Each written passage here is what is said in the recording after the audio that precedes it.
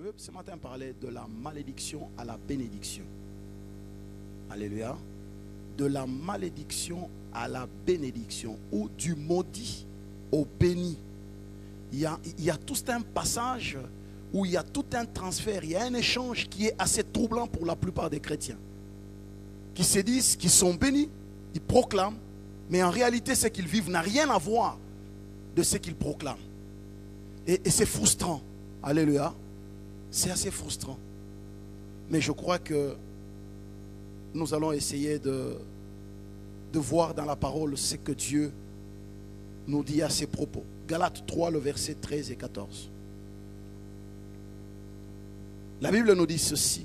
Christ nous a rachetés de la malédiction de la loi, étant devenu malédiction pour nous. Car il est écrit, maudit est quiconque est pendu au bois, afin que la bénédiction d'Abraham eût pour le païen son accomplissement en Jésus-Christ, et que nous ressuscions par la foi l'esprit qui avait été promis. Amen. Nous allons aussi lire Josué.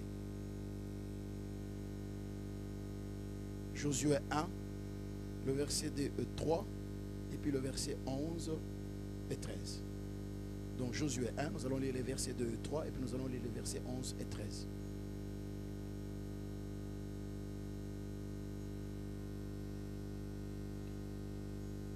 Josué 1, le verset 2 et 3 nous dit ceci. Moïse, mon serviteur, est mort. Maintenant, lève-toi, passe ces Jourdains, toi et tout ce peuple, pour entrer dans le pays que je donne aux enfants d'Israël. Tout lieu que foulera la plante de votre pied, je vous le donne, comme je le dis à Moïse. Et 11 et 13, parcourez le camp, et voici ce que vous commanderez au peuple. Préparez-vous de provisions, car dans 3 jours vous passerez ces Jourdains pour aller conquérir le pays dont l'Éternel, votre Dieu, vous donne la possession. Josué dit aux Rubénites, aux Gadites et à la demi-tribu de Manassé, rappelez-vous ce que vous a prescrit Moïse, serviteur de l'Éternel, quand il a dit, l'Éternel, votre Dieu, vous a accordé du repos et vous a donné ce pays. Amen. Alléluia. Alléluia. De la malédiction à la bénédiction. En fait, c'est quoi la malédiction? Il est toujours important qu'on puisse définir pour que cela puisse nous donner une idée tout à fait claire de ce que c'est une malédiction. Une malédiction, c'est le souhait du mal. C'est le souhait d'un malheur à quelqu'un. Une malédiction, c'est comme une barrière invisible qu'on peut traverser ou qu'on ne peut pas traverser, ou une ombre invisible qui empêche certaines pluies de tomber sur quelqu'un, une famille ou un pays. Lorsque une malédiction a été annoncée sur un pays, par exemple dans l'Ancien Orient, nous voyons que la pluie s'arrêtait. Ou quand vous lisez dans Deutéronome 28, il est dit que le ciel sera d'airain. Alléluia. Donc c'est une malédiction pour dire que non, voilà, il n'y aura plus de pluie pour pouvoir venir effectivement apporter la fécondation, la fécondité sur la terre. Donc c'est très important, bien-aimés dans le Seigneur, que nous puissions réaliser que la bénédiction et la malédiction, c'est le souhait d'un malheur à quelqu'un ou à une ville ou à un pays. Et la bénédiction, c'est tout le contraire. C'est la grâce ou la faveur que Dieu accorde. Bénédiction en latin, c'est benedicere, bene, c'est-à-dire bien, et dicere, c'est-à-dire c'est dire, comme elogia. Elogia en grec, ça veut dire c'est eux, c'est-à-dire que c'est le bien, et puis le logos à la fin, ça veut dire la parole, c'est dire du bien. C'est parler du bien de quelqu'un. C'est souhaiter le bien à quelqu'un. Ça, c'est ça la bénédiction. Mais pourtant, nous voyons Jésus ici. La Bible nous dit, l'apôtre Paul est en train de dire, Christ nous a racheté de la malédiction de la loi. Ici, je parle bien de la malédiction de la loi qui se trouve dans Deutéronome 28, où à partir du verset 15, il y a toute une liste étalant les malédictions. Notamment, il y a la pauvreté, il il y a la misère, il y a la dépression, il y a des maladies. Tout ça, c'est toute une liste de malédictions. Et ces malédictions-là, c'est Dieu qui les détaille à cause tout simplement de la désobéissance. Vous savez, lorsque Adam et Ève ont connu justement la désobéissance dans les jardins d'Éden, ils ont appelé, ils ont apporté la mort dans leur vie. La mort, en fait, c'est la destination finale de toute malédiction. Ça conduit toujours à la mort. Et ici, nous voyons Christ nous a rachetés de la malédiction de la loi, étant devenu malédiction pour nous. Car il est écrit, maudit est quiconque est pendu au bois, afin que la bénédiction d'Abraham ait pour le païen son accomplissement en Jésus-Christ, et que nous ressuscions par la foi l'esprit qui avait été promis. Dans l'Ancien Testament, les criminels étaient exécutés et exhibés sur un poteau ou sur un bois, pour montrer effectivement qu'ils étaient rejetés par Dieu. Donc ils avaient la malédiction. Dieu les avait, ils étaient maudits par Dieu. C'est pourquoi Jésus a été effectivement tué et sur la croix, sur un poteau, comme pour dire que là sur la croix, il était comme un malfaiteur, comme un criminel. Et c'est là qu'il était considéré comme quelqu'un de maudit. La Bible dit, maudit est quiconque est pendu au bois. Et si nous lisons très bien Galates, il y a trois choses importantes que Paul est en train de nous dire. Nous réalisons d'abord que Paul est en train de nous montrer, malgré la malédiction, mais il y a de l'espoir. Alléluia. Même s'il y a la malédiction dans notre vie, dans notre famille, mais Paul nous dit qu'il y a de l'espoir. Parce que Jésus, en allant à la croix, justement, c'était pour que la puissance de la malédiction soit brisée. Et là, nous réalisons que le rachat, nous avons été rachetés de trois choses importantes. La première chose d'abord, nous avons été rachetés de la malédiction. La deuxième chose, que nous avons été rachetés pour la bénédiction. Et nous avons été rachetés pour recevoir le Saint-Esprit qui avait été promis par la foi. Alléluia. Mais cependant, Satan concentre toujours ses attaques dans l'un de ces trois domaines. Et qu'est-ce que Satan veut? Il s'efforce effectivement à dérober le droit inhérent à notre rédemption. Notamment, qu'est-ce que Satan veut? Il met la malédiction de la loi sur nous, à savoir la pauvreté, la maladie et la mort. Et Satan vient encore faire quoi? Dans ces trois domaines que j'ai parlé tout à l'heure ici, nous avons été rachetés de la malédiction, nous avons été rachetés pour la bénédiction, nous avons été rachetés pour recevoir le Saint-Esprit qui avait été promis. Mais là, nous le recevons par la foi. Mais Satan vient effectivement dans ces trois domaines-là pour apporter les troubles, pour apporter toute forme de désordre et même apporter le doute. Lorsque tu as les doutes, tu ne peux pas prendre possession de ce à quoi Dieu t'a destiné. Et c'est ça le rôle du diable. C'est un résistant.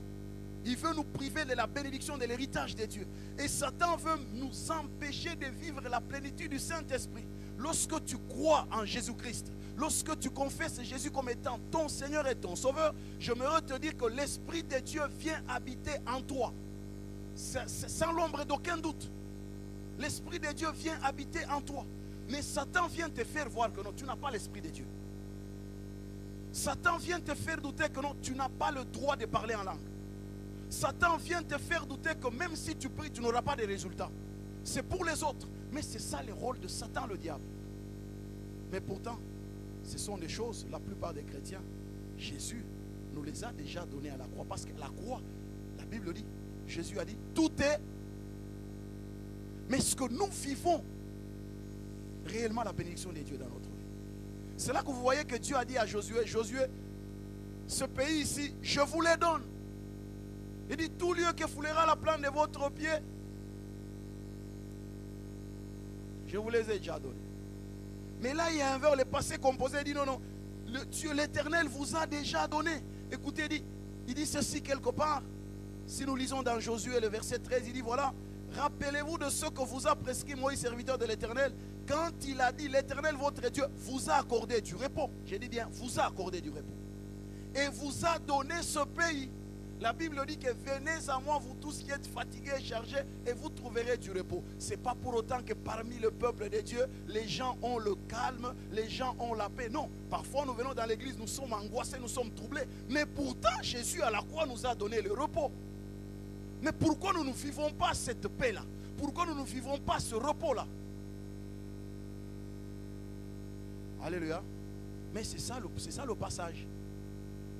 Il y a un fossé entre ce que qui a été déclaré à la croix et ce que nous vivons. Il dit maintenant, Josué, en fait, Canaan vous a déjà été donné. Mais ce que Josué avait déjà Canaan entre ses mains, rien du tout. Mais pourtant, Dieu leur avait déjà donné Canaan. Il a fallu maintenant que, c'est là que, à un moment, d'ailleurs à 3 reprises, Dieu, 2 ou 3 reprises, Dieu dit à Josué, fortifie-toi seulement, prends courage. Fortifie-toi, prends courage. Pourquoi? Parce que Dieu savait que dans Canaan, il y avait des géants. Dieu savait que pour prendre Canaan, ça ne sera pas facile. Mais pourtant, il leur avait déjà donné Canaan. C'est contrastant, n'est-ce pas? Alléluia. Je vous ai déjà donné Canaan. Mais il dit, voilà, pour prendre Canaan, ça vous demande maintenant d'exercer votre foi en action. C'est une affaire de foi. Sans la foi, il est impossible de lui être agréable. Nous disons que nous sommes fils et filles d'Abraham, mais c'est par la foi. Donc il y a des choses que Dieu nous a déjà données. Il y a des choses que Jésus, pratiquement tout, Jésus a déjà accompli tout à la croix. Mais le problème, nous devons nous en approprier par la foi. C'est pourquoi Jésus à un moment, il disait avec cette veuve-là qui allait demander justice auprès du juge unique. Ces juges qui ne craignaient pas Dieu, mais cette pauvre veuve allait tous les jours. Il arrive là, un matin, je suppose que cette pauvre veuve-là, elle s'appelait, je ne sais pas, Madame Ouden. Madame Ouden arrive là-bas, ça c'est moi qui donne le nom. Madame Ouden arrive là-bas chez les juges le matin, les juges Van der Steen. Il dit, monsieur le juge Van der Steen, tu dois me faire justice de la partie adverse. Monsieur le juge, il ne craignait pas Dieu. Vous vous rendez compte, un juge qui ne craint pas Dieu, et toi un homme. Monsieur le juge dit, non. Laisse-moi tranquille, Madame Ouden. Madame Ouden est partie. Le lendemain matin, elle revient encore. Elle frappe à la porte. Peut-être les juges, il avait rendez-vous avec des personnalités importantes. Les juges s'est dit, voilà, ils sont là. Et puis le serviteur, il vient lui dit, non, monsieur le juge, patron, c'est une dame qui est là. Elle s'appelle Madame Ouden. Elle dit que non, tu dois lui faire justice de la partie adverse. Il dit, oh là là, dites à cette dame-là de me laisser tranquille. Ah, Madame Ouden est partie. Elle est revenue encore le lendemain. Ah, peut-être ces jours-là, c'est monsieur le juge, il est tellement exacerbé, il est fâché en lui. Allez, il a un petit chien, un petit chihuahua. Il dit, allez, attaque. On attaque Madame Ouden à la porte. Madame Ouden essaie de courir. Vous savez, si c'était une Africaine avec les pagnes, c'est difficile de courir. Elle se retrouve par terre. Elle se retrouve par terre avec des blessures. Et puis bon, c'est difficile, c'est compliqué. Elle se lève, elle arrive le matin à la maison. Les enfants disent, maman, tu viens d'où? Apparemment, tu pleurais. Elle dit, non, ça va mes enfants. Ça va. Vous savez, quand une maman est en train de pleurer dans son cœur, de prier, parfois c'est difficile. On regarde, on sent la tristesse dans les cœurs. Mais Dieu entend, il voit la persévérance. Madame Ouden revient encore. Monsieur le juge Van der Steen, fais-moi justice de la partie adverse. Il dit non.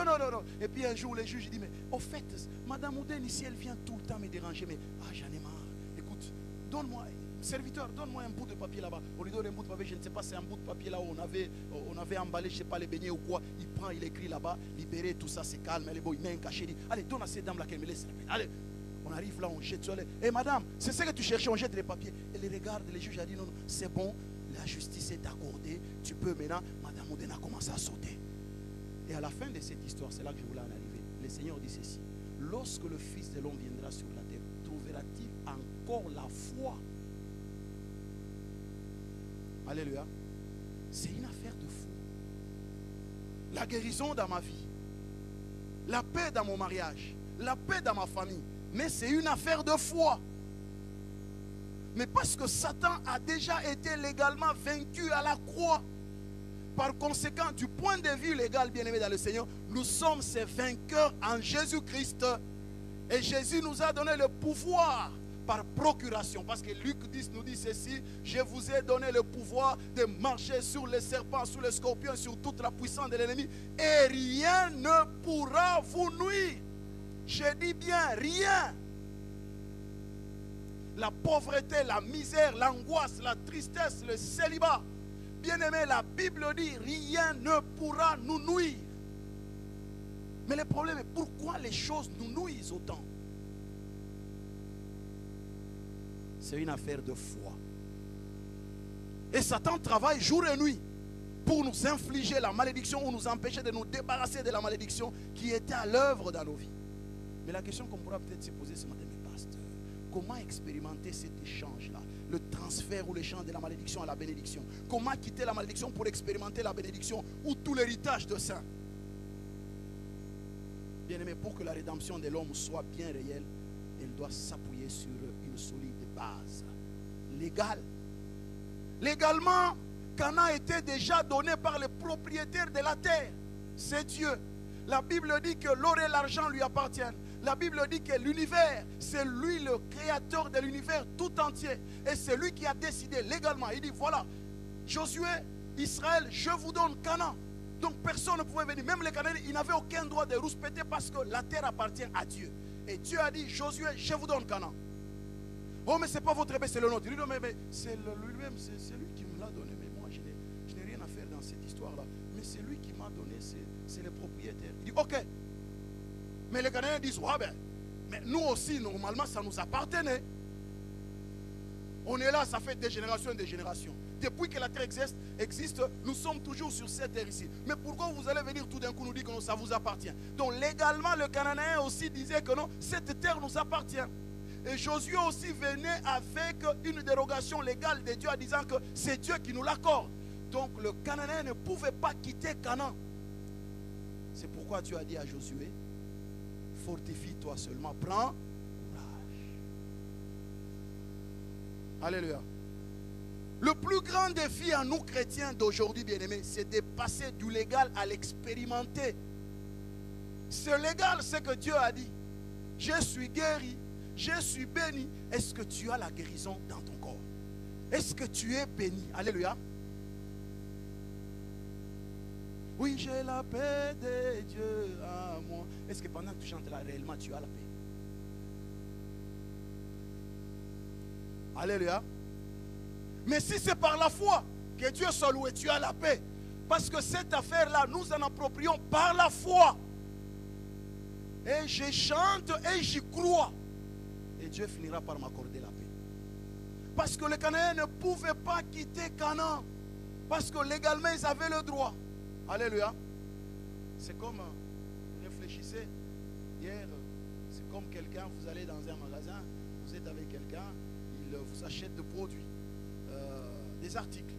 Il vous fait un bon cadeau, un bon don. Il dit voilà, il remplit un caddie, il dit c'est à vous. Ah, vous êtes heureux, vous êtes content. Allez, vous arrivez à la caisse. La dame, elle fait passer les articles. Elle vous dit c'est autant. La personne qui vous a fait les dons, il sort l'argent dans son portefeuille, il paye.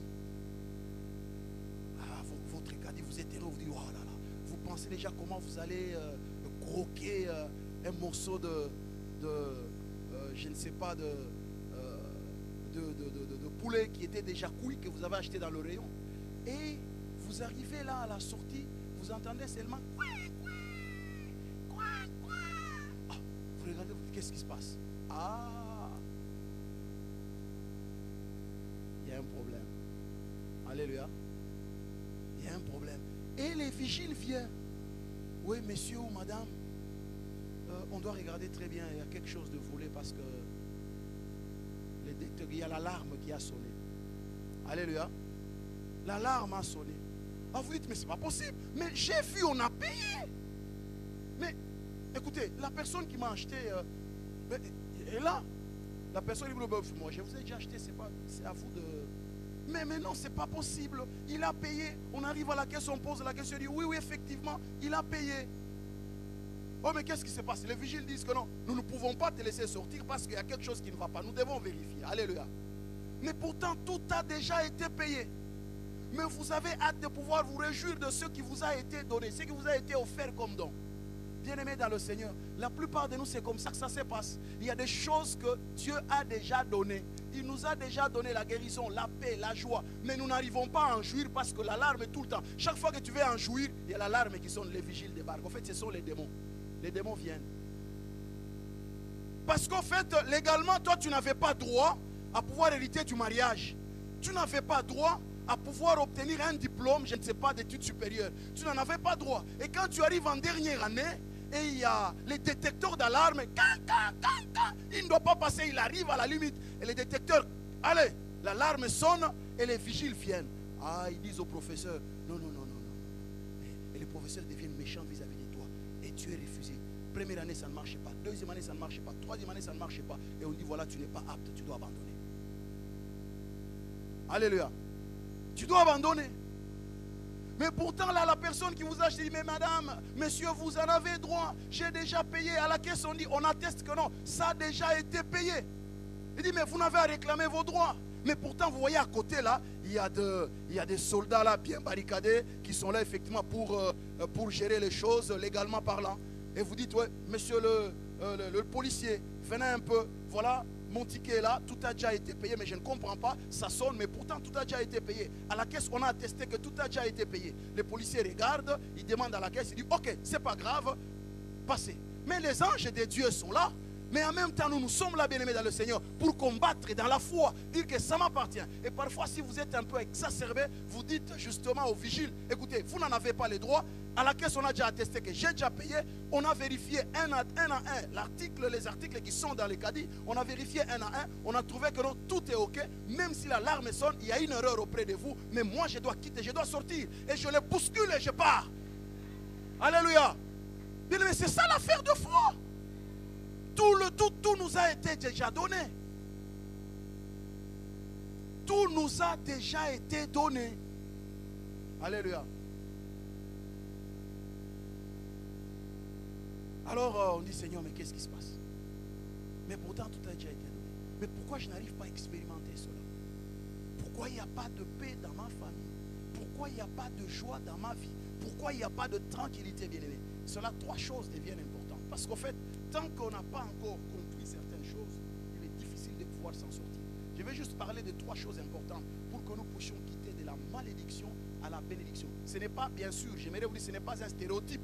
Mais j'aimerais vous dire que ce sont des choses que moi j'ai expérimentées. Je vous parle de ce que moi j'ai expérimenté. Je n'en fais pas un stéréotype. Peut-être que vous, Dieu va vous faire expérimenter autrement. Si Josué a pris Canaan, de la manière dont il l'a pris, il n'est pas dit que tous les combats que David a connus, c'était de la même manière que Josué. Alléluia. Mais le dénominateur commun entre David et Josué, c'est la foi. C'est ça le dénominateur commun. Alléluia. Bien-aimés dans le Seigneur, nous devons une des choses importantes, c'est que nous devons identifier la source de la malédiction.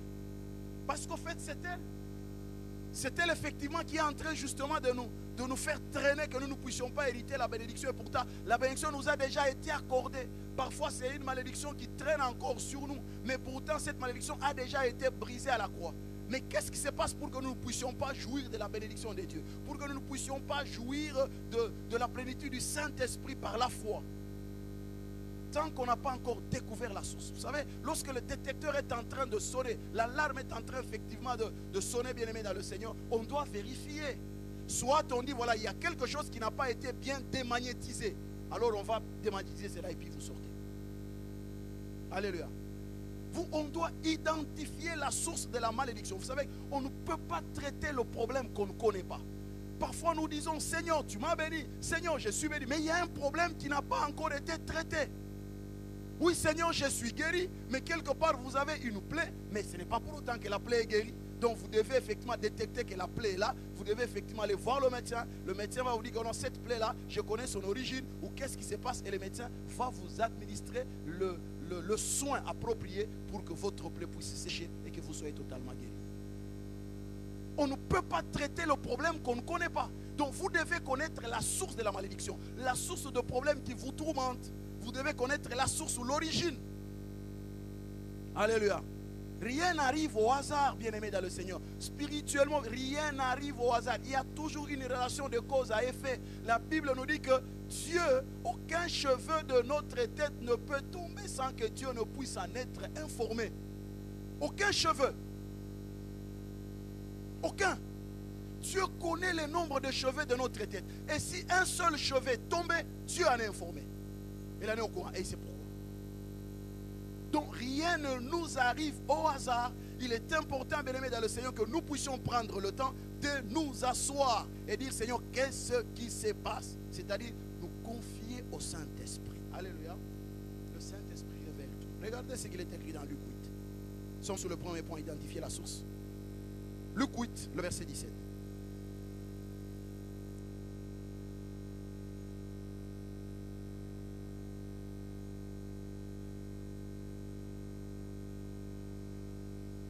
8, le verset 17.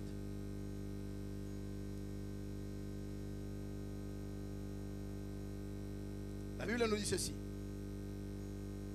Car il n'est rien de caché qui ne doive être découvert, rien de secret qui ne doive être connu et mis à jour. Alléluia. Rien. Donc le Saint-Esprit est à même de nous révéler les choses cachées dans notre vie. Parfois, notre vie n'est pas correcte. Nous sommes de marcher de façon tout à fait illégale par rapport à la parole de Dieu. Et Dieu, effectivement, va nous le révéler. Alors que nous crions, nous sommes bénis. Notre marche avec Dieu, parfois, n'est pas conforme. Et Dieu nous révèle en nous montrant que la marche, votre conduite n'est pas une conduite correcte. Avec toute la bonne foi que vous avez. Et lorsque Dieu vous le révèle, c'est pour que vous puissiez prier, c'est pour que vous puissiez effectivement implorer la grâce et la miséricorde de Dieu afin que les choses puissent se débloquer. Bien-aimé, Job disait que Dieu il met à découvert ce qui est caché dans le ténèbre. Il met à découvert ce qui est caché dans le ténèbre. Alléluia. Et c'est ce Dieu-là qui est capable, bien-aimé dans le Seigneur, de mettre à découvert ce qui est caché dans le ténèbre. Il y a beaucoup de sources, bien-aimés. Moi, chacun peut avoir sa source. Mais j'aimerais juste vous donner 3 sources importantes que moi j'ai découvertes. 3 sources qui sont importantes qu'on découvre non seulement dans la Bible, mais dans la vie de la plupart des gens. J'ai constaté que les 3 sources sont très importantes. La première source des malédictions, d'ailleurs, dont l'apôtre Paul est en train de dire la malédiction de la loi, au fait, c'est Dieu qui en est l'auteur à cause de notre désobéissance. Alléluia. Donc la première source, c'est Dieu et ses serviteurs. Ils peuvent être la source de la malédiction dans une vie, dans une famille ou dans un pays. Je dis bien, Dieu et ses serviteurs. C'est-à-dire, quelqu'un qui sert Dieu, un prophète de Dieu, il peut infliger la malédiction à quelqu'un par les paroles. C'est là que la Bible dit que de la même bouche sort la malédiction et la bénédiction. Mais il dit que vous ne maudissez pas, mais bénissez. Alléluia. Regardez ce qui est écrit dans 2 Rois 2, verset 19.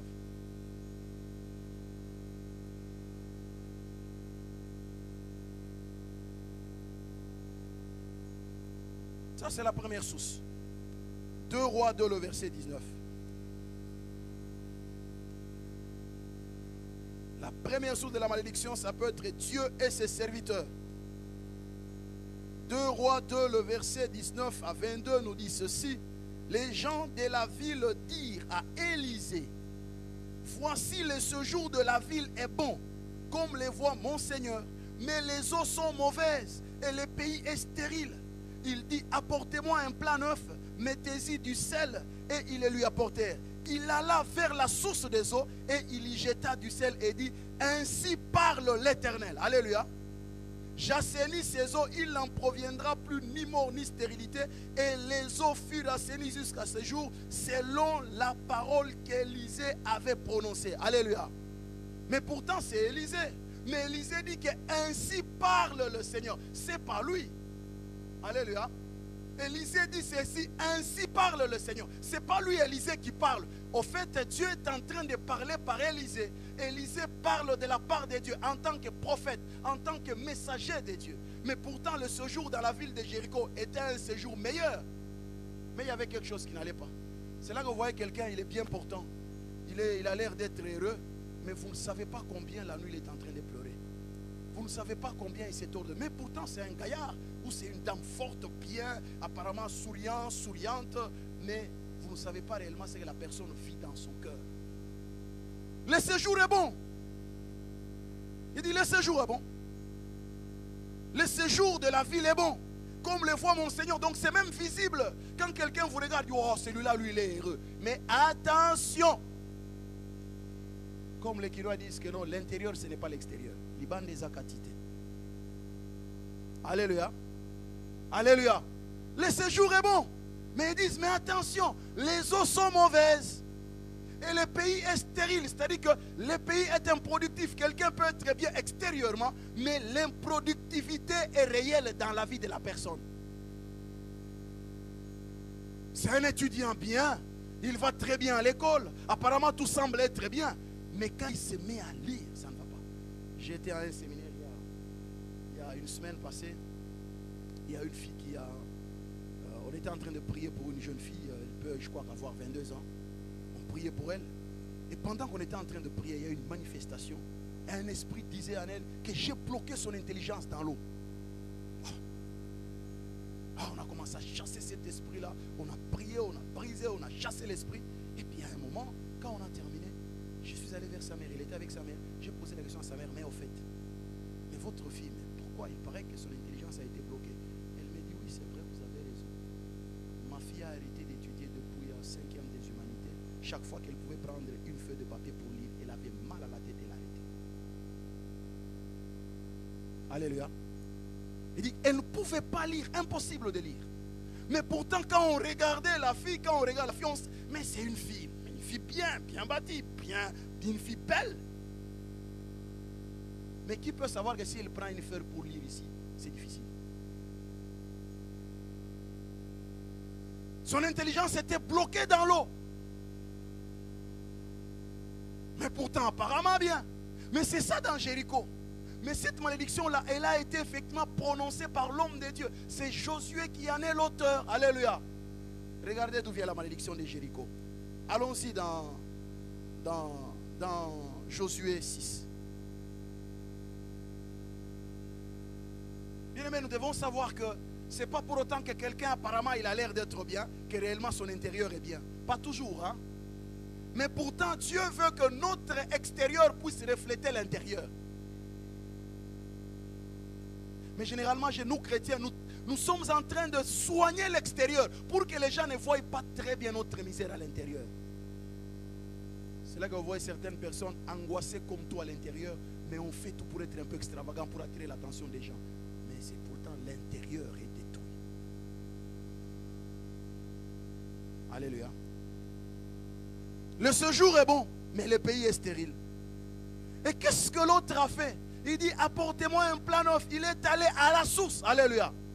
Il n'est pas allé nulle part. Il est allé à la source. C'est à la source qu'il faut traiter le problème. Josué 6, le verset 26.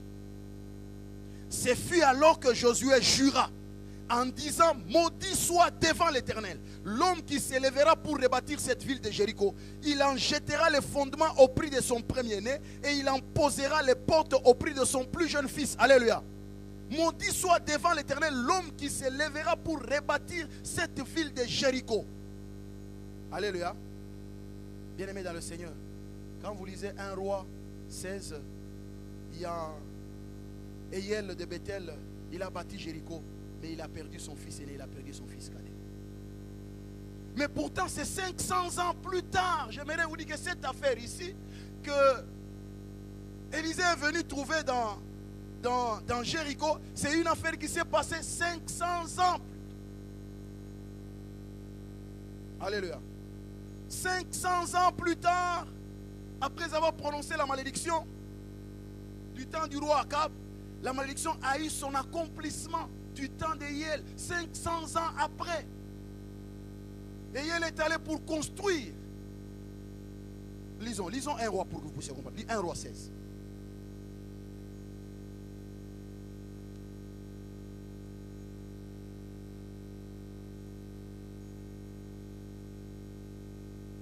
Un roi 16, le verset 34.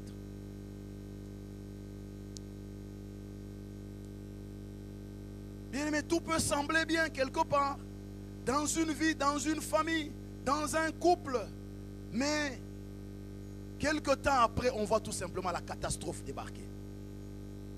Dès son temps, Eiel de Bethel bâtit Jéricho. Il en jeta les fondements au prix d'Abiram, son premier-né, et il en posa les portes au prix de Ségoub, son plus jeune fils, selon la parole que l'Éternel avait dite par Josué, fils de Nun. Alléluia. Alléluia. Vous vous rendez compte, une malédiction qui a été prononcée, mais c'est une barrière invisible qui était là, que vous ne voyez pas. Mais ça peut se... Écoutez, on a dit que voilà, vous, normalement, vous ne devez pas vous marier. Et puis vous vous mariez. Il y a une malédiction qui avait été prononcée sur votre famille, sur votre vie. Vous vous mariez aujourd'hui. Nous sommes heureux, nous sommes contents. Nous disons, Seigneur, merci pour ta grâce et pour ta faveur. 1 année, 2 ans, 3 ans, 4 ans. Vous avez les enfants, 5 ans, 6 ans, 7 ans, 8 ans, 9 ans, 10 ans, 15 ans, 20 ans. Les enfants sont déjà grands. Les enfants commencent déjà à chercher aussi à se marier. Et bam, catastrophe arrive. Le mariage est cassé. C'est l'homme qui se lève un jour et dit voilà, moi j'ai découvert normalement que non, c'est pas mon goût. Normalement, moi, je suis attiré par le sexe. Voilà. Vous comprenez, hein? Jean et José, bon, Paul et Paulin, vous savez des trucs que je dis, hein? Georgette et Marie-Jeanne, Marie-Paul. Alléluia. Amen. Alléluia. Vous voyez, mais pourtant tout allait bien. Vous dites, je ne comprends pas ce qui arrive à mon mari. Je suis dépassé, mais pourtant tout allait bien. Mais qu'est-ce qui se passe aujourd'hui? Une malédiction attend toujours le temps de son accomplissement. Ah, il y en a pour qui ça manifeste tout de suite. Il y en a pour qui ça vous laisse d'abord. Vous entreprenez les choses et puis quelque temps après. Vous voyez ici, les choses allaient très bien. Hein? Il construit Jéricho. Et puis, pan, son fils meurt, l'aîné, et puis les cadets qui meurent aussi. Mais pourtant, c'est une malédiction qui avait été prononcée 500 ans. Alléluia. Alors, nous devons savoir comme principe, il y a toujours des forces invisibles en activité dans l'histoire humaine pour agir en bien ou en mal. Ça, nous devons savoir.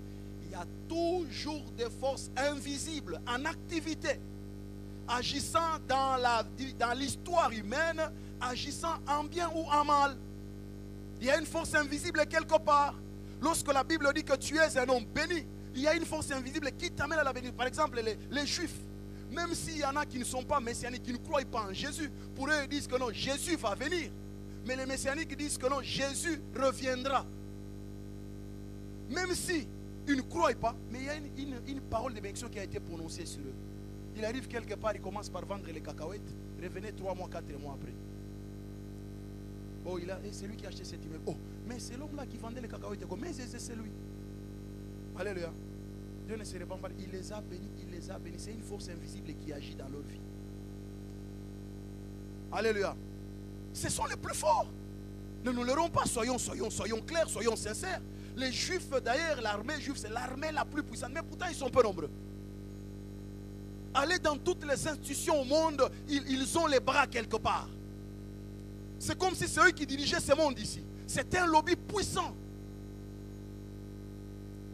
Il y en a qui ne croient même pas en Jésus. Mais pourquoi? Parce qu'il y a une force invisible de bénédiction qui est sur eux. Mais tout comme aussi, il y a une force invisible de malédiction. Parce que quand ils avaient rejeté Jésus, ils avaient dit que son sang retombe sur nous. Regardez un peu tout ce qu'ils connaissent comme persécution. Alléluia. C'est de deux côtés. Hein. De la même manière qu'ils sont, mais d'ailleurs, il y a une malédiction qui pèse sur ceux qui n'ont pas encore accepté Jésus. Parce que quand ils avaient livré le Seigneur, ils avaient dit que la malédiction, que le sang retombe sur nous. Ah, c'est-à-dire que nous soyons maudits. C'est pourquoi aussi ils sont persécutés, haïs. Mais bien-aimés dans le Seigneur, vous voyez comment Dieu peut prononcer la malédiction par ses serviteurs. Et il n'y a que ces serviteurs qui viendront de la part de Dieu pour pouvoir enlever cette barrière invisible, pour pouvoir enlever cette malédiction. Vous savez, la malédiction la plus dure à briser, à détruire, c'est lorsqu'elle vient de Dieu. La malédiction de Satan, le diable, c'est rien. Vous priez, vous avez la foi, Satan lâche. Résistez-lui avec une foi ferme, il s'enfuira loin de vous. Mais la malédiction la plus difficile, c'est lorsqu'elle vient de Dieu. Il faut que Dieu lui-même vienne l'enlever. Alléluia. C'est là qu'ils ont crié à Élisée. Non, le séjour est bon comme vous le voyez, mais sauf que les eaux sont mauvaises, le pays est stérile. Et Élisée est allé à la source des eaux. Alléluia. Il est allé assainir les eaux en y jetant du sel. Bien-aimés, si nous voulons que notre vie, certaines malédictions soient brisées, nous devons être comme le sel de la terre. Alléluia. Nous devons être réellement nés de nouveau. Un véritable né de nouveau, même s'il y a une malédiction sur sa vie, si vous êtes consacré à Dieu, étant réellement né de nouveau, il y a des malédictions qui partiront d'elles-mêmes sans effort. Le problème, c'est que nous ne réalisons pas que notre nouvelle naissance est la source des bénédictions. Alléluia. La deuxième source de malédiction, Satan et ses serviteurs peuvent aussi en être la source. La Bible nous dit, dans 1 Samuel 17, 43, nous n'allons pas lire. Les Philistins disent à David, suis-je un chien mort pour que tu viennes à moi avec des bâtons? Ça, c'était effectivement Goliath qui disait ça à David. Et la Bible dit que Goliath, après l'avoir maudit par ses dieux, alléluia, après l'avoir maudit par ses dieux, donc Goliath avait maudit David par ses dieux. Béni soit Dieu, parce qu'on ne peut pas maudire celui que Dieu a béni. La malédiction, elle est sans effet. Si tu as béni quelqu'un, tu viens le maudire sans effet. Alléluia. Parce qu'il est couvert par un nombre de bénédictions tout autour de lui. Goliath était en train de maudire David par ses dieux. Bien aimé, vous savez qu'à longueur de journée, il y a Satan et ses agents se lèvent pour maudire les hommes et les femmes. Vous vous levez le matin, vous dites que non, ça ira. Vous sortez, mais vous sentez, il y a l'angoisse. Vous commencez à pleurer. J'ai déjà rencontré des gens le matin en train de pleurer. Je pose la question, mais qu'est-ce qui ne va pas? Il te dit non, je ne comprends rien. Je sens seulement l'angoisse. Alléluia. C'est Satan le diable. Parfois dans le lieu là on fait des incantations, on pratique la sorcellerie. Écoutez, j'aimerais vous dire que j'ai suivi une émission sur RTBF un jour, je ne sais pas sur RTB, une des chaînes. Tous les 5 km, il y a un médium, il y a un voyant, il y a un astrologue, tous les 5 km ici en Wallonie. C'est-à-dire ici, à 5 km, dans la sphère, il y a un voyant, il y a un médium, il y a un chiromancien, il y a un sorcier, il y a un guérisseur. Donc tous les 5 km, c'est effrayant. Hein? Mais ces choses-là attirent quel homme? Attirent l'ombre de la malédiction, attirent les angoisses, l'oppression, attirent toute forme de persécution dans l'âme. Spirituellement, on sent qu'on est lourd. Et si on ne prie pas, c'est difficile. Hein? On se lève le matin, on sent seulement, ah, tue-toi seulement, meurs, parce que la vie ne sert absolument à rien, meurs. Et une fois qu'il te dit, meurs. Parce qu'en fait, Satan veut toujours se nourrir du sang. Il veut voir le sang couler, c'est ça le prix. Alléluia. Satan.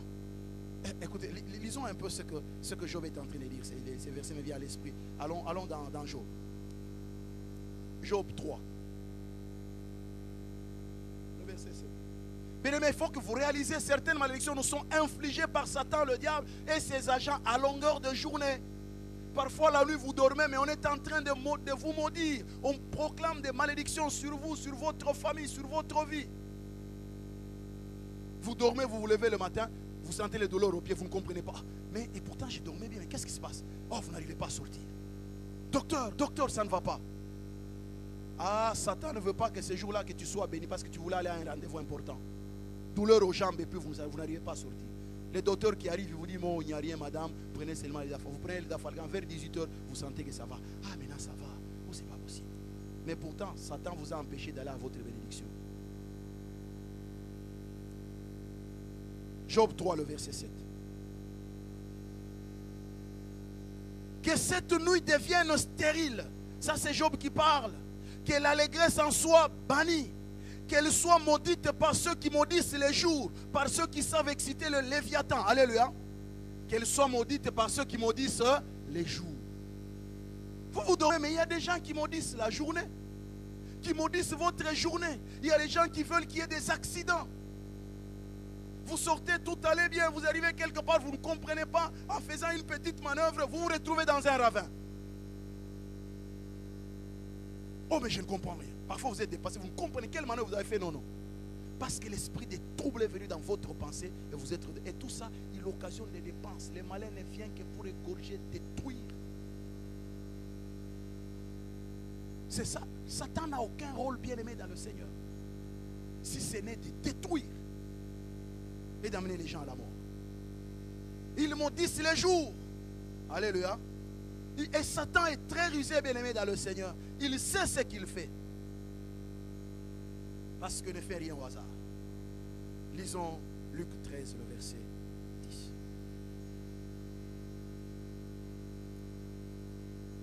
C'est pour qu'à un certain moment, si votre lutte sur le plan spirituel, sur le plan de la prière, vous négligez ces choses, que vous puissiez vous lever à un moment, vous sentez des situations bizarres et compliquées dans votre vie, vous dites, Satan lâche prise sur ma vie au nom de Jésus. Je suis béni parce que Jésus a dit, j'ai été racheté de la malédiction de la loi, car il est écrit, maudit est quiconque est pendu au bois. Tu prends ce verset, tu le lis, tu proclames, tu y crois. Bien-aimé, c'est une affaire de foi. Ça n'a rien à voir de ton grand-père, de ton oncle, de ton voisin, marabout soit-il, c'est une affaire de foi. Tu le proclames, tu y crois et ça se fera comme ça. Dieu n'est pas un menteur. Luc 13, le verset 10 et 13. La femme dans la synagogue, alléluia, Jésus enseignait dans une des synagogues le jour du sabbat. Et voici, il y avait là une femme possédée d'un esprit qui la rendait infirme depuis 18 ans. Elle était courbée et ne pouvait pas du tout se redresser. Lorsqu'il la vit, Jésus lui adressa la parole et lui dit, femme, tu es délivrée de ton infirmité, et lui imposa les mains. À l'instant, elle se redressa et glorifia le nom du Seigneur. Alléluia. Alléluia. Bien aimé, cette femme était liée.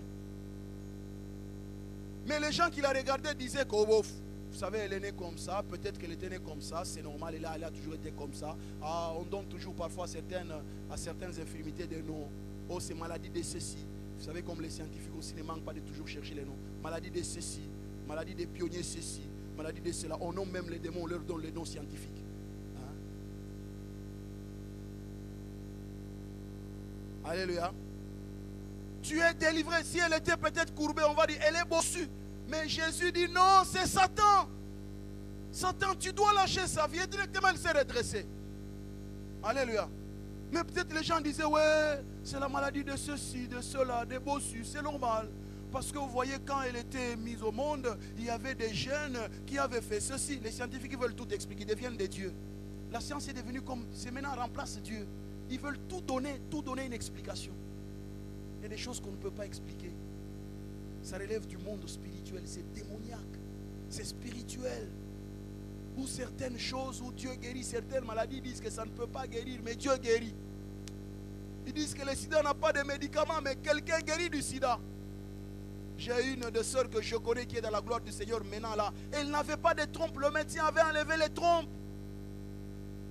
Mais elle est arrivée un jour, elle était encore païenne, elle arrive là dans un groupe de prière, et puis quelqu'un, un frère qui reçoit une prophétie, dit, ma soeur, Dieu me dit que tu auras un enfant. Ah, elle s'est moquée. Alors, quand ils sont rentrés maintenant, elle dit maintenant à la personne qui l'avait amené au groupe, à la prière, elle dit, mais vous voyez vos histoires, je vous dis, ce sont des aventures, ce sont réellement des aventures. Parce que ces messieurs-là qui m'a dit cela, il n'est même pas au courant que je n'ai pas de trompe. Moi, je ne peux pas avoir des enfants. Je vous dis, arrêtez-vous de vous confier à ces charlatans, ce sont des aventuriers. Bien-aimé dans le Seigneur, il s'est passé 1 année, 2 ans, 3 ans. Un jour, pan, malaise. Docteur, c'est lui qui l'avait même opéré. Il dit, mais c'est pas possible, madame. Mais vous avez la grossesse. Elle dit, non, docteur, qu'est-ce que vous me racontez? Oui, mais si, madame. Cliché, grossesse, cliché, grossesse, cliché, grossesse. 9 mois après, elle a enfanté. L'enfant est vivant jusqu'à aujourd'hui. Et après, Dieu remet les choses à l'ordre. La trompe est partie. Vous savez, Dieu veut attester que non, c'est sa main. Alléluia. Dieu veut attester que c'est sa main. Parce que vous allez dire, ouais, le médecin qui l'avait diagnostiqué, il avait commis l'erreur. Il n'avait pas enlevé la trompe, il avait enlevé les pancréas. On trouve toujours des raisons. Parce que sinon, c'est impossible. Mais Dieu dit, voilà, tu avais enlevé réellement la trompe. Je l'enlève après. Dieu l'enlève. Après accouchement, Dieu enlève la trompe. Pas. L'enfant est là. Venez dire que non, on a mis dans le ventre. ADN net. Alléluia. Et ça, c'est Dieu bien-aimé dans le Seigneur. Que Dieu est capable de tout. Et Jésus a délivré cette femme bien-aimée dans le Seigneur. Mais les gens se posaient peut-être des questions. Mais comment cette femme qui était infirme, mais à cause de la parole de cet homme-là, cette femme est délivrée? Bien-aimé. Et Jésus dit que Satan tenait lié. Alléluia. Allons vers la fin de Luc, justement, Luc 13.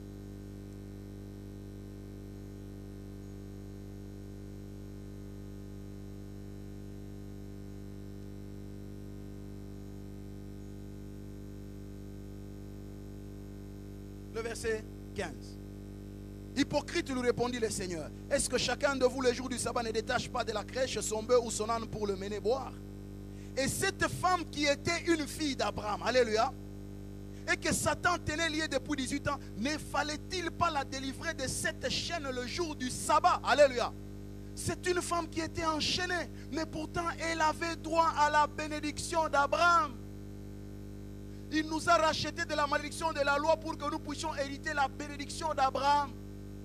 Nous avons droit à la bénédiction, mais parfois nous sommes enchaînés par Satan le diable. Parfois c'est Satan qui amène une malédiction dans notre vie, dans notre famille. Et nous devons en être conscients. Seigneur, pourquoi une telle situation? Dieu va te montrer que non, voilà, tu as été maudit. C'est Satan le diable qui est à la base. Et là tu commences à dire à Satan le diable, tu dois lâcher. Satan, tu dois lâcher. Bien-aimé, c'est une affaire de foi. Satan, son rôle, c'est une résistance. C'est ce que ça veut dire, Satan. Satan résiste, il ne partira pas. Parce que parfois, il y avait un droit légal qui lui avait été donné pour qu'il puisse être sur votre vie, sur votre corps. Mais chaque fois, vous revenez avec la parole, en lui répétant la parole, un jour, Satan va lâcher. Satan, c'est un têtu. Il n'y a pas plus têtu que Satan. Insistez, persistez. Satan finira par partir. Alléluia. Alléluia. C'était une fille d'Abraham, mais il n'arrivait pas à jouir de la bénédiction d'Abraham. Il y a aussi il y a la bonne santé aussi, mais il n'arrivait pas à en jouir. Mais pourtant, il en avait droit. C'est là que Jésus le rappelle. Mais c'est une fille d'Abraham. Elle a droit à la bénédiction. Elle a droit à la bonne santé. Elle a droit à la paix dans son cœur. Elle a droit à faire des choses d'une façon tout à fait normale, pas en étant courbé. Vous savez, lorsqu'on est courbé, c'est comme quelqu'un qui est honteux. Tu as des problèmes qui pèsent sur ta vie où tu ne peux pas regarder les gens en face. Tu marches toujours avec la tête courbée. Parce que tu as honte. Tu ne peux pas. Alléluia. Mais lorsque Jésus vient enlever la honte, tu peux maintenant regarder les gens en face. Alléluia. Satan tenait lié pendant 18 ans. Bien-aimés dans le Seigneur, nous devons détecter la source de certaines malédictions. C'est là que viennent déjà. Au fait, dès lors qu'on détecte l'origine d'une maladie, on espère déjà pouvoir trouver la solution. Alléluia. La troisième source, c'est l'homme lui-même. Où les hommes, ils peuvent être eux-mêmes source de leur propre malédiction. Nous allons lire 2 Samuel 21.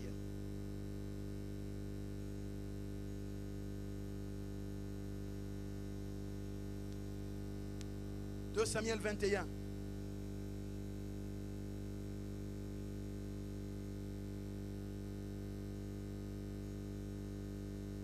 « 2 Samuel 21 à partir du verset 1 jusqu'au verset... on va aller d'abord jusqu'au verset 3. 2 Samuel 21. L'homme bien-aimé peut être à la base de son malheur. Du temps de David, il y eut une famine qui dura 3 ans. David chercha la face de l'Éternel et l'Éternel dit, c'est ta cause. Alléluia. Il chercha la face de l'Éternel. Il est allé auprès de Dieu pour se renseigner. Mais pourquoi la famine? Parce que la famine, c'est une malédiction. Il dit, mais ce n'est pas possible. Mais pourquoi ça fait 3 ans? Il n'y a pas de nourriture. L'Éternel dit, c'est à cause de Saül et de sa maison sanguinaire. C'est parce qu'il a fait périr les Gabaonites. Le roi appela les Gabaonites pour leur parler. Les Gabaonites n'étaient point d'entre les enfants d'Israël, mais c'était un reste des Amoréens. Les enfants d'Israël s'étaient liés envers eux par un serment. Et néanmoins, Saül avait voulu les frapper dans son zèle pour les enfants d'Israël et de Juda. Alléluia. Alléluia. Mais voilà, bien-aimé dans le Seigneur, David est allé consulter Dieu. C'est ce que je dis, tu dois chercher la source de ton malheur, la source de la malédiction, la source de ce que tu vis. Mais pourtant, David, c'était l'homme selon le cœur de Dieu. Mais pourtant, Israël, c'était le béni de l'Éternel. C'était l'héritage de Dieu. Mais là, ils ont connu la famine. 3 ans. Je dis, mais ce n'est pas normal. Normalement, nous sommes bénis de Dieu. Les choses doivent marcher correctement bien. David a dit, non, non, il y a un problème. Je dois aller consulter Dieu pour savoir qu'est-ce qui se passe. Il est allé chercher la cause. Il est allé chercher la source de la souffrance, la source de sa misère. Mais pourtant, il est censé être béni. Il a dit donc, il y a un problème. Mais pourquoi je ne jouis pas de cette bénédiction-là? Et Dieu, bien aimé, je vous ai dit que non, il met à découvert ce qui est dans le ténèbre. Dieu dit à David, David, ce que vous êtes en train de connaître là, ce n'est pas moi. c'est Saoul qui est la cause. Alléluia. Qu'est-ce que Saoul a fait? Ils se sont liés, ils ont lié un pacte avec les Gabaonites. Les Gabaonites sont venus voir les enfants d'Israël en leur disant que non, ils ont compris que non, les enfants d'Israël, ils étaient venus pour prendre Canaan. Mais ils avaient peur effectivement d'être chassés au milieu de leur pays. Et qu'est-ce qu'ils ont utilisé? La ruse. Alléluia. Allons dans Josué. Regardez, allons dans Josué.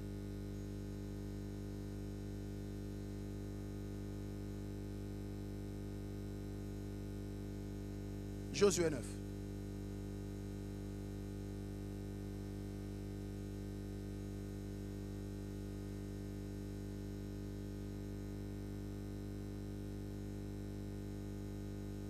Josué 9.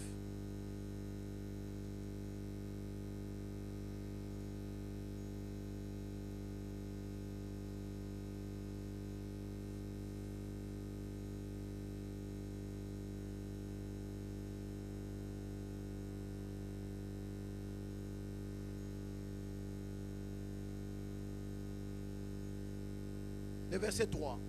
Disons d'abord le verset 3. Les habitants des Gabaon de leur côté, lorsqu'ils apprirent de quelle manière Josué avait traité Jéricho et Haï, eurent recours à la ruse et se mirent en route avec des provisions de voyage. Alléluia. Ils ont eu recours à la ruse. Mais pourquoi ils ont eu recours à la ruse? C'était pour traiter les pactes. Regardez le verset 19. Et tous les chefs dirent à toute l'assemblée: nous leur avons juré par l'Éternel, le Dieu d'Israël, et maintenant nous ne pouvons les toucher. Ils avaient déjà fait les pactes avec eux, comme quoi que non, restez au milieu de nous. Mais qu'est-ce que les enfants d'Israël ont commis comme erreur? Ils ont commis l'erreur de ne pas consulter Dieu avant de pouvoir pactiser avec les Gabaonites. Alléluia. Alléluia. Ils n'ont pas consulté Dieu. Regardez ce qui est écrit quelque part.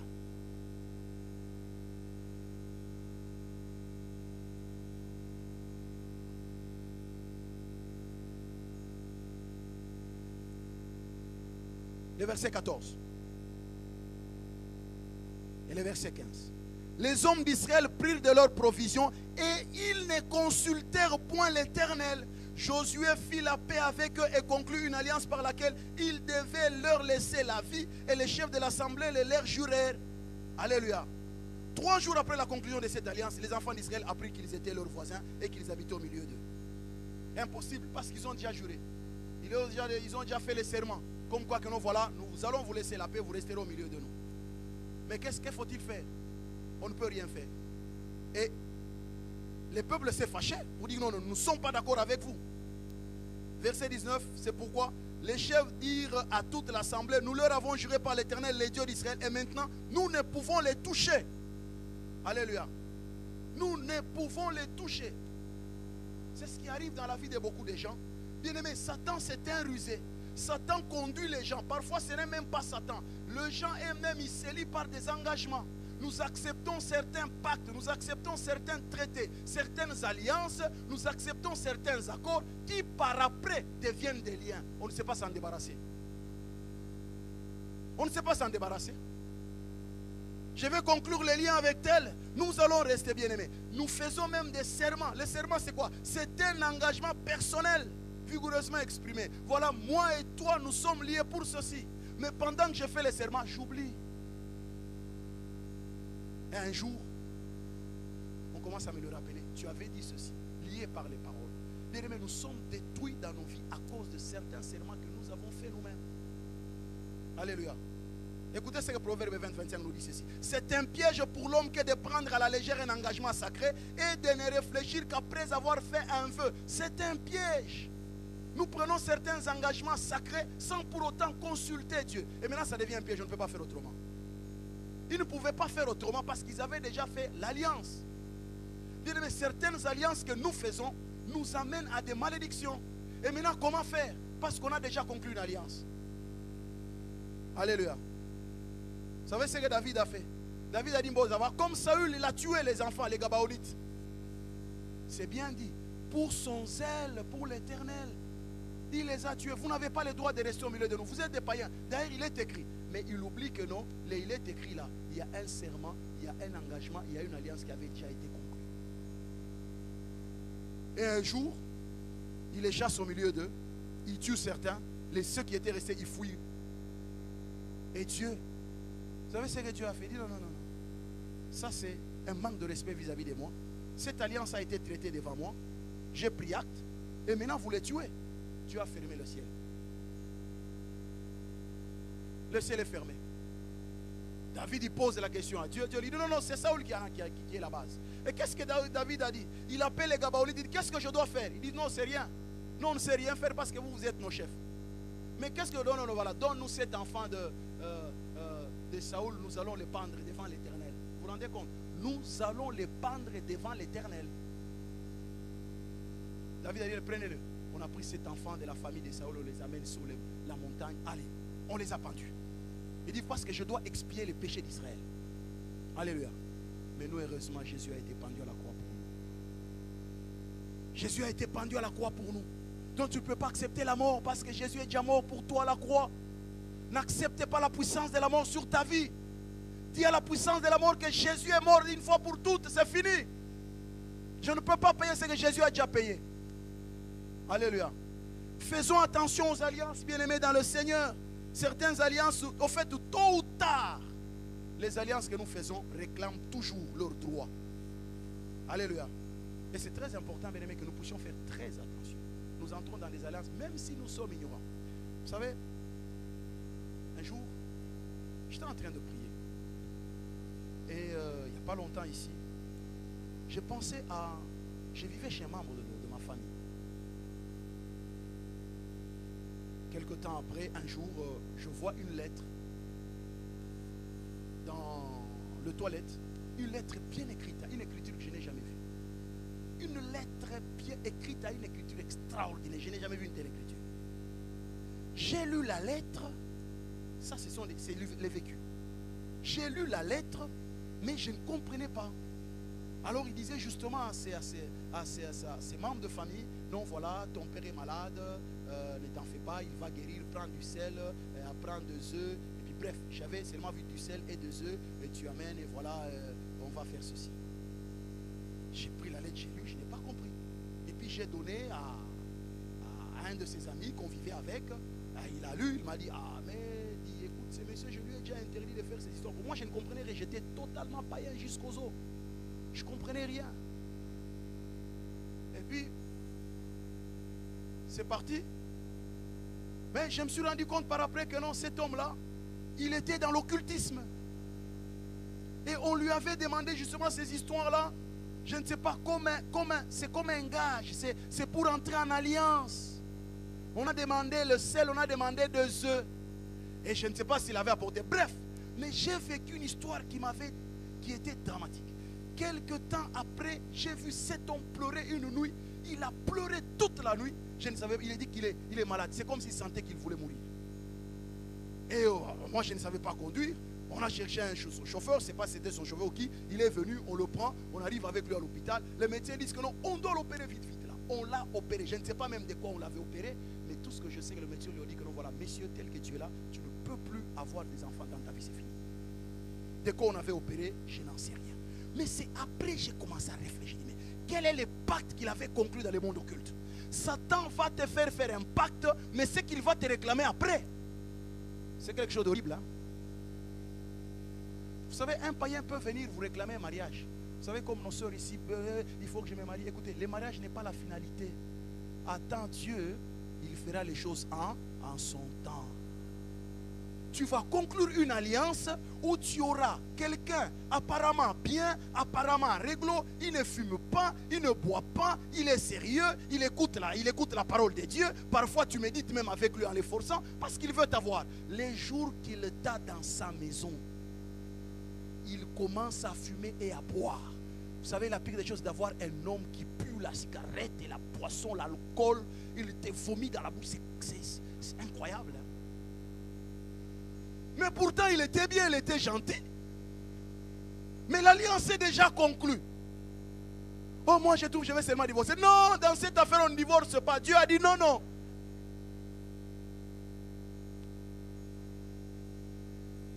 Alléluia. Mais Satan, c'était un rusé bien-aimé dans le Seigneur. Ils ont recouru à la ruse pour traiter alliance avec eux. Maintenant, ils ne pouvaient pas faire autrement. Maintenant, tu commences à nous dire, oui, c'est seulement la croix que Dieu m'a donnée. Tu t'es donné toi-même cette croix-là, ce n'est pas Dieu. Alléluia. La croix que Dieu nous donne, elle est facile à porter. Elle n'est pas lourde. Mais si c'est toi-même qui t'es donné la croix, elle est lourde. Satan s'est rusé, bien-aimé dans le Seigneur. Faisons très attention à certains lieux.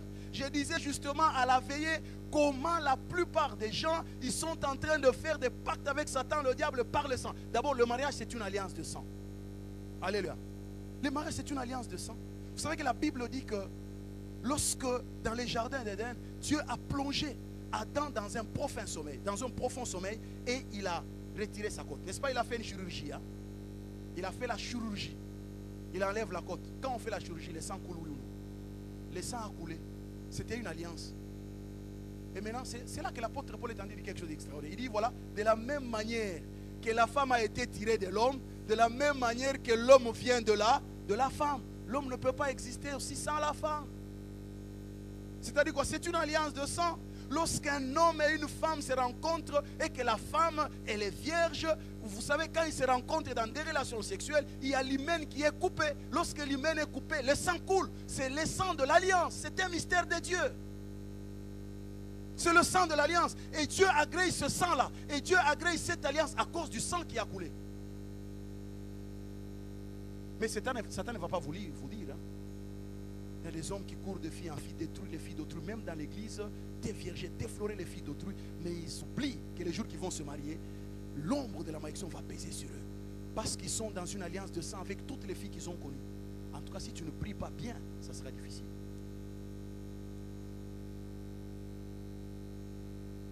Ah, malin, demi. On croit être malin dans l'église. On n'est pas malin. Ça va se retourner contre nous un jour. Parce qu'on entre dans des alliances incroyables. Et vous, les jeunes qui m'entendez ce matin, faites attention au rapport en dehors du mariage. Vous liez toute votre vie. Combien de femmes on n'a pas rencontré des jeunes filles? Pasteur, prie pour moi, je ne comprends pas. Je me suis marié, mais je pense toujours à mon premier amour. Pourquoi? Parce que le sang avait coulé. Mais c'est un lien puissant, bien-aimé dans le Seigneur. C'est pourquoi la Bible dit, Dieu est la répudiation. Dieu ne veut pas qu'on répudie la femme qu'on a épousée. Satan amène les jeunes gens ici, les mariages libres, la fornication. Il leur montre que non, c'est rien. C'est pas grave, vas-y. Tu dois quand même essayer avant de te marier. Comme disait un jeune, mais pasteur, comment je saurais que ce produit, un être humain devient un produit à essayer?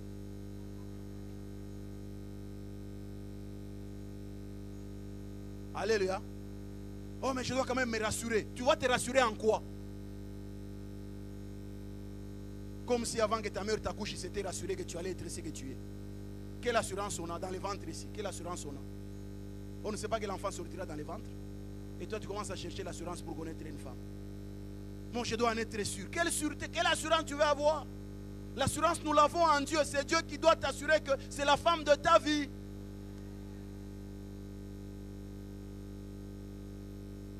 Faisons très attention. Satan s'est rusé. Il nous entraîne dans de liens. Et parfois même, c'est ce que je disais à la veillée, il y en a même qui avortent d'une manière ou d'une autre. Mais ce sont des liens de sang.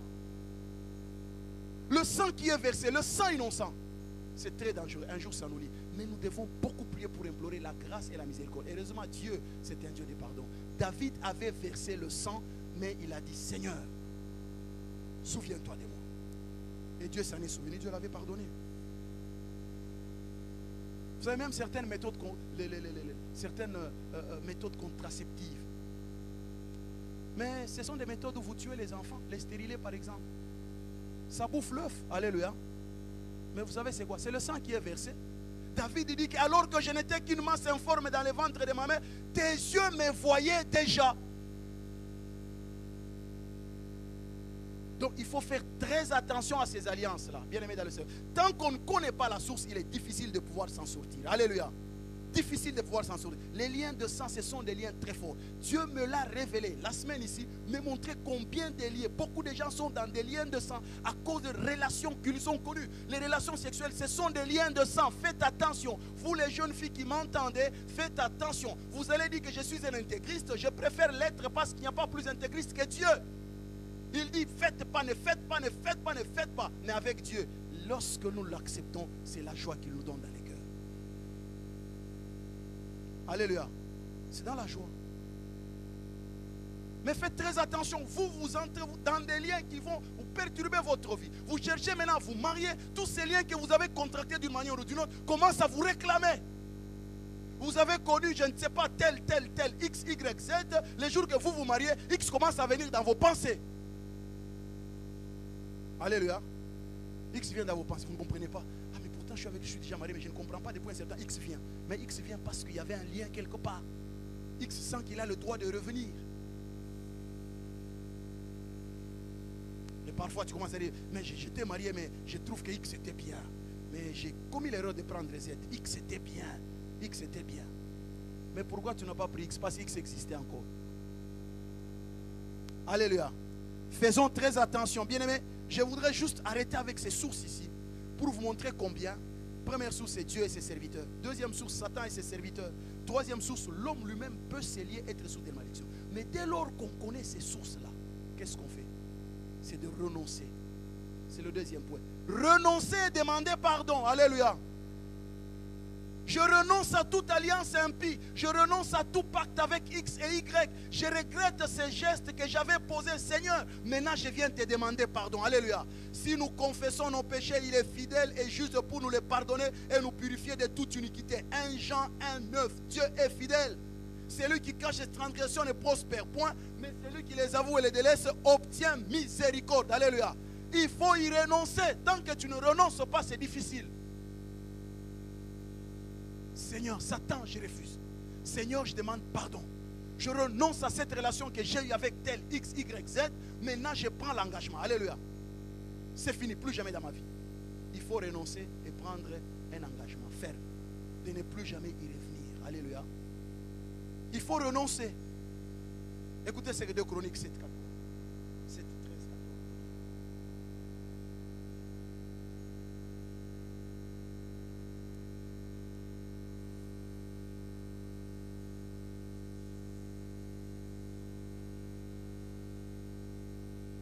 Deux Chroniques 7, 14.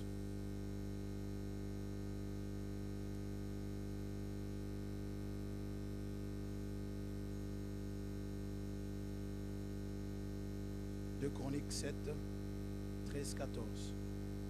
Quand je fermerai le ciel où il n'y aura point de pluie, quand j'ordonnerai aux sauterelles de consumer le pays, quand j'enverrai la peste parmi mon peuple, si mon peuple sur qui est invoqué mon nom s'humilie, prie et cherche ma face, et s'il se détourne de ses mauvaises voies, je l'exaucerai des yeux et je lui pardonnerai son péché, je guérirai son pays. Alléluia. Ça, c'est la promesse de la guérison. Lorsque nous sommes conscients de cela, lorsque nous réalisons que les choses qui se sont passées dans notre vie ne sont pas des choses correctes, nous cherchons la face de Dieu. Nous disons, Seigneur, viens s'il te plaît. Alléluia. Dieu, c'est un Dieu de grâce. Il dit, je guérirai. Donc même la guérison sera là. Parfois il y a des situations difficiles dans ta vie, Dieu va guérir. Il y a des maladies qui sont venues à cause des malédictions, Dieu va le guérir, alléluia. À cause du fait que tu as cherché la face de l'Éternel. Je guérirai son pays. C'est tout guérir. Vous voyez, la première chose d'abord c'est l'humiliation. Savoir s'humilier. Si mon peuple se guette, invoquer mon nom, s'humilie. La deuxième chose c'est prier. Troisième chose c'est chercher la face de Dieu. Et quatrième chose c'est détourner des mauvaises voies. Alléluia. Dit que j'arrête la vie de péché. La plupart des gens n'arrivent pas à s'en sortir. Ils vivent toujours des malédictions parce qu'ils se disent que j'arrête la vie de péché, mais ils y retournent. C'est comme on dit que les chiens s'est vautré, il est revenu à ce qu'il avait vomi. Aujourd'hui on délivre, Dieu a touché, gloire au Seigneur, et demain on rentre encore dans la fornication. Alléluia. De la fornication. On vient encore ici, on prie, on tombe, on crie, les démons hurlent, quittent. On sort dehors. Ah non. J'ai dit, Seigneur, j'amène les gens à se prendre en charge. Prier. On doit prier. On vient là, on s'enferme. Tant pis, celui qui ne veut pas être là, c'est son affaire. Nous, on est là, nous prions. Parce que nous voulons que Dieu puisse bénir. Nous prions. Alléluia. Nous prions. On doit amener les gens à se prendre en charge. À prier pour leur délivrance. Parce que lorsque tu vois comment tu as souffert pour ta délivrance, tu ne vas pas t'amuser. Tu ne t'amuseras pas. Alléluia. Tu sais comment tu as souffert. Vous savez, j'ai vu une femme, bien aimée, faisons très attention. Une femme qu'on a prié pour elle il y a une semaine passée. Cette femme-là, elle est sa famille est plongée dans la franc-maçonnerie jusqu'au 38e degré. Là où on fait les sacrifices d'êtres humains. Vous savez quoi? Elle était en dépression dans un hôpital psychiatrique. Elle était là pendant des années. Et là, elle a reçu le Seigneur. Elle est sortie de là. Dieu lui a fait grâce. Mais jusqu'à aujourd'hui, on prie pour elle pour sa délivrance. Et ce jour-là, il y a des manifestations terribles dans sa vie. Elle nous a dit, je souffre, mais Dieu est en train de me délivrer progressivement. Mais la souffrance, incroyable. Hein? À un moment, elle était fâchée, elle a changé de visage. Mais on était deux gaillards, deux costauds là. Moi et un autre plus costaud que moi. On n'arrivait pas à la tenir. Hein? Pour montrer comment les démons sont puissants. Comment les démons peuvent agir dans la vie de quelqu'un. Mais ça fait 2 ans qu'on a commencé à la délivrer. Vous pensez qu'une telle soeur peut s'amuser avec la délivrance? Dès lors qu'elle est délivrée, viens lui dire que non, je t'aime. Elle va te regarder avec des yeux. Alléluia. Vous savez, quand on a souffert pour sa délivrance, on la préserve. On la préserve. Dieu promet, il dit, je guérirai, je pardonnerai, je guérirai. Donc la guérison, c'est une promesse de Dieu. Lorsqu'on se tourne vers lui, lorsqu'on s'humilie, lorsqu'on cherche sa face, lorsqu'on prie, bien aimé, la guérison est une promesse de Dieu. La troisième chose et la dernière, là c'est lorsque Dieu pardonne.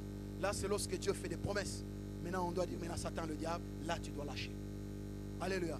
On entre maintenant dans les combats spirituels. On détecte la source. On demande pardon, on renonce. Et la troisième chose, on entre dans les combats spirituels. On dit non, non, non, non, non, non, non, non. Je ne me laisse pas faire. Alléluia. Je ne me laisse pas faire. La Bible dit que le royaume de Dieu appartient aux violents. Le royaume des cieux est forcé et ce sont les violents qui s'en emparent.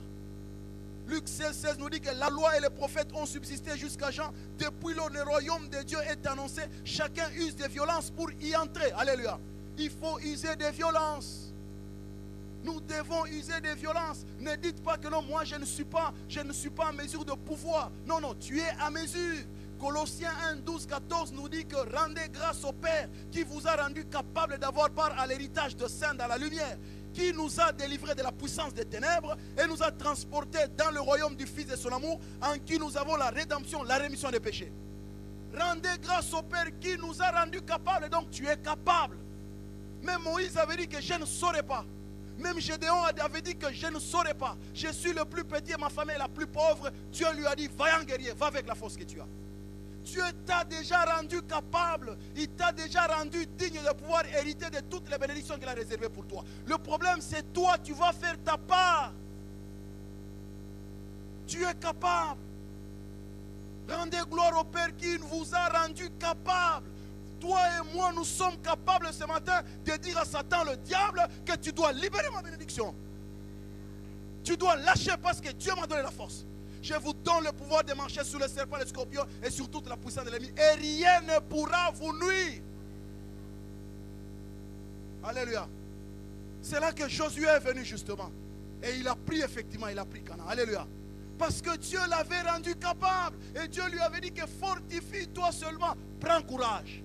Ce matin, Dieu te dit, fortifie-toi et prends courage. C'est un Dieu fidèle. La bénédiction, c'est un lot qui t'a été réservé, pas pour la malédiction. Jésus l'a déjà accompli à la croix. Lorsque tu détectes la source, lorsque tu renonces et tu demandes pardon, lorsque tu te mets à prier, j'aimerais te rassurer que la victoire est certaine. Que Dieu bénisse sa parole. Amen.